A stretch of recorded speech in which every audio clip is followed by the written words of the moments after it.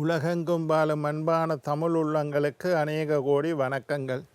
நல்ல நேரம் நிகழ்ச்சியூடாக நல்லதே நினைப்போம், நல்லதே நடக்கும், நலமாயிருப்போம். இன்றைய தினம் 19ஆம் தேதி 6ஆம் மாதம் 2026 சுக்கிரவாசரம் என்று சொல்லக்கூடிய வெள்ளிக்கிழமை, பராபவ வருடம் ஆனி மாதம் 5ஆம் நாள், பஞ்சமி திதி, ஆயில்ய நட்சத்திரம், மரண யோகம். இன்றைய தினம் ராகு காலம் 10:30 மணி முதல் 12 மணி வரை. இன்றைய தினம் யமகண்டம் 3 மணி முதல் 4:30 மணி வரை. இன்றைய தினம் நல்ல நேரம் 6 மணி முதல் 7:30 மணி வரை. இன்றைய தினம் குளிகன் நேரம் 7:30 மணி முதல் 9 மணி வரை. பூராடம் உத்துராடம் நட்சத்திரக்காரர்களுக்கு இன்று சந்திராஷ்டம தினம். பூராடம் உத்துராடம் நட்சத்திரக்காரர்களுக்கு சந்திராஷ்டம தினம். சூலம் மேற்கு, பரிகாரம் வெள்ளம். என்ன நேர்களே, வாருங்கள் இனி இன்றைய தினத்திற்குண்டான ராசி பலன்களை பார்க்கலாம். மேஷம் மறதி, ரிஷபம் ஏமாற்றம், மிதுனம் பிரிவு, கடகம் விவேகம், சிம்மம் சிரத்தை, கன்னி குழப்பம், துலாம் ஆர்வம், விருச்சிகம் உதவி, தனுசு ஊக்கம், மகரம் பொறுமை, கும்பம் ஓய்வு, மீனம் பயம். ஆன்மீக தகவல் பகுதியில் தொடர்ந்து உங்களை சந்தித்து வருவதில் மட்டற்ற மகிழ்ச்சி அடைகின்றேன். ஒவ்வொரு நாளும் ஒவ்வொரு புதிய அற்புதமான ஆன்மீக தகவல்களை உங்களோட பகிர்ந்து கொண்டு இருக்கிறேன். அந்த வகையில் இன்றைய தினமும் சில நல்ல விஷயங்களை உங்களோட பகிர்ந்து கொள்ளலாம் என்று காத்திருக்கிறேன். எங்களுடைய நிகழ்ச்சிக்கு நீங்கள் தரக்கூடிய ஆதரவு என்னை மகிழ்ச்சி அடைய செய்கின்றது. நிறைய பேர் நிகழ்ச்சியை பார்க்குறீங்கள், சந்தோஷம். எங்களுடைய நிகழ்ச்சி சம்பந்தமாக நான் பேசுகிற விஷயங்கள் சம்பந்தமாக இருக்கலாம்.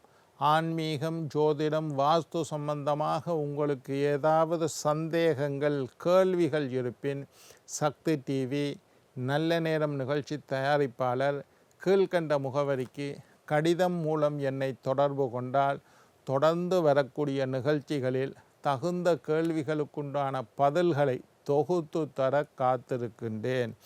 இன்றைக்கு என்னத்தை பற்றி பார்க்க போகிறோம்னா, சில யோகங்களை பற்றியும் சில பாபங்களை பற்றியும் அதற்கு உண்டான பரிகாரங்களை பற்றியும் பார்க்க போகிறோம். முதலாவது, வீடு வாங்கும் யோகம் உருவாக என்ன செய்ய வேண்டும்? ஐயா, நான் வீடு வாங்கணும்னு இருக்கிறேன், கன நாளாக முயற்சி பண்ணுறேன், எனக்கு வீடு வாங்கக்கூடிய வாய்ப்பு கிடைக்கல, கையில் காசை வச்சுக்கொண்டு வீடு தேடுறேன், வீடு கிடைக்கல. நல்ல வீடு இருந்தால் விலை பிரச்சனையாக இருக்குது, விலை சரியாக இருந்தால் வீடு சரியில்லை, வாஸ்து சரியில்லை, இருக்கிற இடம் சரியில்லை. இப்படி ஏதோ ஒரு காரணத்தினால கையில் காசு இருந்தும் என்னால் வீடு வாங்க முடியவில்லை. பேங்கில் போய் பேசிட்டேன், லோன் தரேன்னு சொல்லிட்டான், ஆனால் நல்ல வீடு அமையவில்லை. இந்த மாதிரி வீடு வாங்குகிற யோகம் உங்களுக்கு வர வேண்டுமாக இருந்தால் ஒரு முறை மகாவிஷ்ணுவுக்கு துளசி மாலை, மகாவிஷ்ணு எந்தளவு உயரமோ அந்தளவு பெரிய துளசி மாலையை சாற்றி நெய் தீபம் ஏற்றி ஒரு முறை மனதார மகாவிஷ்ணுவை வழிபாடு செய்யுங்கள். உங்களுக்கு வீடு வாங்கும் யோகம் ஏற்படும். பெரிய மாலையாக போடுங்க. துளசி மாலை மகாவிஷ்ணு காலில், மகாவிஷ்ணுவோட கழுத்தில் இருந்து கால் மட்டும் படுற மாதிரி ஒரு மாலையை வாங்கி, பெரிய மாலையை, மகாவிஷ்ணு எப்பவும் பெருசாக தான் வச்சிருப்பினேன் கோயிலெல்லாம், சின்னதும் இருக்குது, பெருசாக தான் மகாவிஷ்ணு ஒரு உயரத்தில் இருப்பேன். பெரிய துளசி மாலையை வாங்கி போடுங்கோ, ஒரு நெய் தீபத்தை ஏற்றுங்கோ, மனதார பிரார்த்தனை. வேறு நிறைய விஷயத்தை பேசக்கூடாது. வீடு வாங்குகிற யோகம் எனக்கு உருவாக வேண்டும் என்று பிரார்த்தனை செய்தால் இந்த பரிகாரத்தை செய்யுங்கோ, வீடு வாங்கிறதுக்கு வாய்ப்பு விரைவாக உருவாகும்.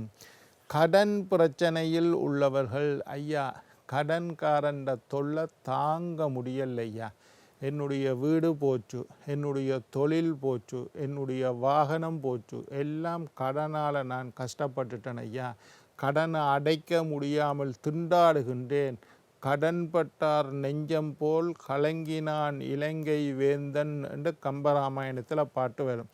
கடன் என்பது அவ்வளவு பெரிய தொல்லை. அதை பட்டவர்களுக்குத்தான் அதனுடைய அருமை தெரியும். கடன் தொல்லையில் இருக்கக்கூடியவர்கள் சிவபெருமானுக்கு திங்கட்கிழமை நெய் தீபம் ஏற்றுங்கள். 11 திங்கட்கிழமை தொடர்ந்து நெய் தீபம் ஏற்றி வழிபாடு செய்து வந்தால் உங்களுடைய கடன் தொல்லை படிப்படியாக குறைவதை கண்கூடாக காணுவீர்கள். 11 திங்கட்கிழமைக்குள்ள 11வது திங்கட்கிழமை வர முன்னுக்கும் கடனை அடைக்கக்கூடிய வாய்ப்பு உருவாகும். கடன் கொஞ்சம் கொஞ்சமாக குறைவதை நிறைய பேருக்கு இந்த பரிகாரம் சொல்லியிருக்கிறேன், செஞ்சிருக்கிறேன். நிறைய அவர்களுக்கு பலன் கிடைச்சிருக்கு. சிவனுக்கு அல்லது சிவன் கோயிலுக்கு போய் 11 திங்கட்கிழமை நெய் தீபம் ஏற்றி வழிபாடு செய்து வந்தால் கடன் தொல்லை இல்லாமல் போகும். அடுத்தது, விளையாட்டுத் துறையில் சிறந்து விளங்குவதற்கு என்ன செய்ய வேண்டும்? சில பிள்ளைகள் படிக்கிறது இல்லாமல் ஸ்போர்ட்ஸ் ஆக்டிவிட்டீஸ், பேட்மிண்டன் விளையாடுறது, கிரிக்கெட் விளையாடுறது, ஃபுட்பால் விளையாடுறது, டென்னிஸ் பால் விளையாடுறது, ஸ்விம்மிங் விளையாடுறது, இந்த மாதிரி செஸ் விளையாடுறது, இந்த மாதிரி ஸ்போர்ட்ஸ் ஆக்டிவிட்டீஸ் படிப்பு இல்லாமல் இன்னும் ஒரு விளையாட்டு துறையில் ஈடுபட்டு அதில் திறமையானவர்களாக வருவார்கள். அந்த மாதிரி பிள்ளைகள் விளையாட்டு துறையில் சிறந்து விளங்க வேண்டுமாக இருந்தால் ஏழை குழந்தைகளுக்கு இனிப்பு தானம் செய்தால் உங்களுடைய பிள்ளைகள் விளையாட்டு துறையில் சிறந்து விளங்குவார்கள். ஸ்போர்ட்ஸில் உங்களோட பிள்ளைகளுக்கு வெற்றி கிடைக்கும். அது ஒரு பெரிய தானம். ஏழை குழந்தைகளுக்கு இனிப்பு, ஒரு அனாதை ஆச்சிரமம் இருக்கும், ஏழை பிள்ளைகள் இருக்கக்கூடிய இடமா இருக்கும். கொஞ்சம் ஸ்வீட்ஸ், கொஞ்சம் இனிப்பை கொண்டு போய் அவர்களுக்கு தானமாக கொடுங்கள்.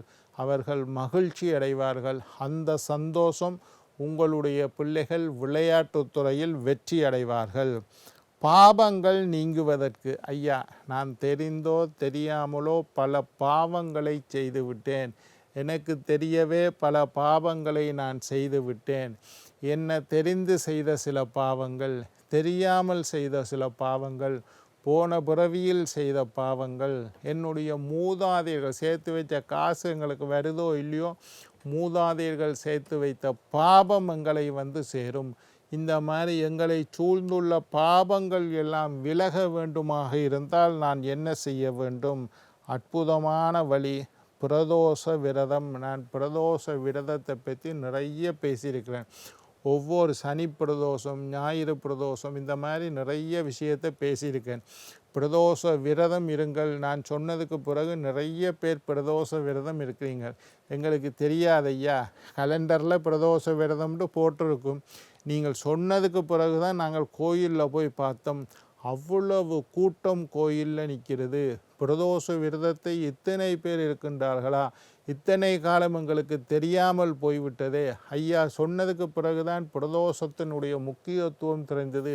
பாவங்களை நீக்கக்கூடிய அற்புதம், மற்ற எல்லா விரதங்களையும் விட பாவங்களை நீக்கக்கூடிய அற்புதமான விரதம் பிரதோஷ விரதம். போன ஜென்மத்தில் செய்த பாவங்களையும் நீக்கக்கூடிய சக்தி பிரதோஷ விரதத்துக்கு உண்டு. பிரதோஷ விரதம் வில்வம் இலையினால் சிவனுக்கு அர்ச்சனை செய்தால், வில்வம் இலையில் ஒரு மாலையை வாங்கி சிவனுக்கு சாத்த சொல்லி கொடுங்கோ. வில்வம் இலையை வாங்கி ஐயாட்ட கொடுத்து சிவனுக்கு அர்ச்சனை செய்ய சொல்லுங்கள். வில்வம் இலையால் சிவனுக்கு அர்ச்சனை செய்யுங்கள். உங்களுடைய பாபங்கள் நீங்கிவிடும். பாபங்கள் நீங்க பிரதோஷம் இடம் வில்வமிலை. நந்திக்கு அருகம்புல்லு மாலை போடலாம். சிவனுக்கு வில்வமிலை மாலை போடலாம். பிரதோஷத்தண்டைக்கு 2 மாலை கடையில் வாங்கி கொள்ளுங்க. ஒரு அருகம்புல்லு மாலை, ஒரு வில்வமிலை மாலை. கோயிலுக்கு போங்கோ, சிவனுக்கு வில்வமிலை மாலையை கொடுங்கோ. அதாவது நந்திக்கு அருகம்புல்லு மாலையை கொடுங்கோ. பாவங்கள் நீங்கும். நாகதோஷம் நீங்க என்ன செய்ய வேண்டும் ஐயா? நாகதோஷம், என்னோட பிள்ளைக்கு நாகதோஷம். இதில் ஒரு கேள்வியும் இருக்குது. என் பிள்ளைக்கு நாகதோஷம் இருக்குது. ராகு கேதுண்டு 2 கிரகங்கள்னால தோஷம். நான் எந்த சாமியை கும்பிட வேண்டும்? என் பிள்ளைக்கு நாகதோஷம் இருக்குது, நான் எந்த தெய்வத்தை கும்பிட வேண்டும் என்று சங்கடகர சதுர்த்தி நாகதோஷத்தில் கேதுவுக்கு அதிபதி பிள்ளையார். சங்கடகர சதுர்த்தி, ஒரு மாதத்தில் 2 சதுர்த்தி வரும். ஒன்று வளர்பிற, ஒன்று தேய்பிற.